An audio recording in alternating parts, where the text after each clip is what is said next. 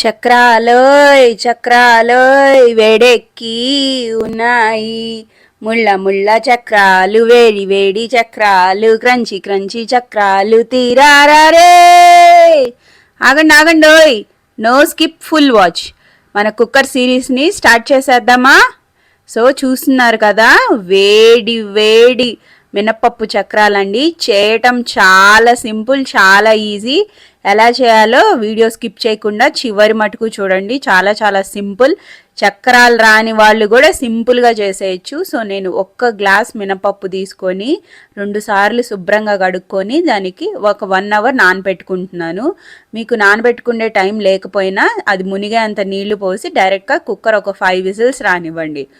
So చూస్తున్నారు కదా, నానబెట్టాను కాబట్టి చక్కగా ఉడికిపోయాయి. సో ఇప్పుడు ఇది వేడి చల్లారినాక దీన్ని ఒక జార్లో వేసేసుకొని చక్కగా మెత్తగా పేస్ట్ చేసుకోండి. వీలైనంత మటుకు వాటర్ వేయకండి. సో నేను కూడా కొంచెం వేసాను, లేకపోతే జార్ అయితే అస్సలు తిరగట్లేదు. సో కొంచెం అంతా చూసి వేసుకోండి వాటర్ అయితే. దీంట్లోనే సరిపడా ఉప్పు, ఇంకా కారం కోసం చిల్లీస్ వేసుకుంటున్నాను. సో ఈ లోపల మనం ఒక ముచ్చట చెప్పుకుందాము. పేరెంటింగ్ గురించి చెప్దాం అనుకుంటున్నానండి. ఒకప్పుడు చదువు అందియటమే, పిల్లల్ని చదివించటమే చాలా గొప్ప. మా ఇంట్లో కూడా 6గురం ఇంజనీరింగ్ మటుకు చదువుకున్నాము. ఇప్పటికీ అందరూ అంటారు 6గురిని చదివించారంటే చాలా గ్రేట్ అని. కానీ ఇప్పటి పేరెంటింగ్ అలా లేదండి. చదువుతో పాటు చెడగొట్టే వ్యవహారాలు చాలా ఉన్నాయి. పిల్లలు ఊరికే చెడు వ్యసనాలకి, చెడు అలవాట్లకి బానిసైపోతారు. వాళ్ళ మీద 10 కళ్ళు కాదండి, 20 కళ్ళు వేసి చూస్తూ ఉండాలి. పసిపిల్లలు అప్పుడు ఎప్పుడు పడిపోతారో అని చూసుకునే వాళ్ళం. కానీ ఇప్పుడు అలా కాదండి, అనునిత్యం వాళ్ళని చూస్తూ సక్సెస్కి రీచ్ అయ్యేలాగా చేస్తూ ఉండాలి మనము. సో వాళ్ళకి నచ్చినవి చేసి పెట్టాలి. బయట ఫుడ్ కూడా అట్లానే ఉంది, చాలా కల్తీలు కానీ. సో మీరే హోమ్ మేడ్గా ఇంట్లో చేసుకుంటే చాలా చాలా బాగుంటాయి. ఒక 2 రోజులు, ఒక 3 రోజులైనా బయట ఫుడ్ తినకుండా ఉంటారు. సో చూడండి, ఇలాగా పిండి కలిపేశాను.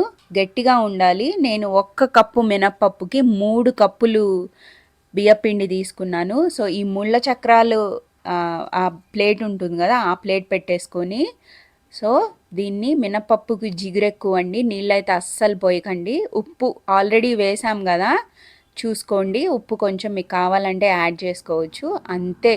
ఈ చక్రాలు ఇంకా రాని వాళ్ళు కూడా, ఇప్పుడే బిగినర్స్, వంట చేసే వాళ్ళు కూడా చక్కగా చేసుకోవచ్చు. మీ కారం కూడా సరిపోకపోతే కాస్తంత ఎండు కారం కూడా వేసుకోవచ్చు.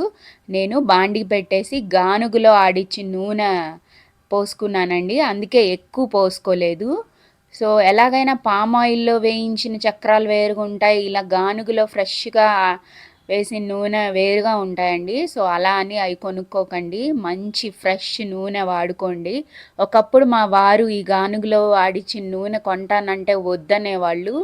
సో కానీ ఇది తేవటం వల్ల మనం కూడా పొదుపుగా వాడుకుంటామని ఆయనకు అర్థమయ్యి సో ఓకే అని చెప్పారు.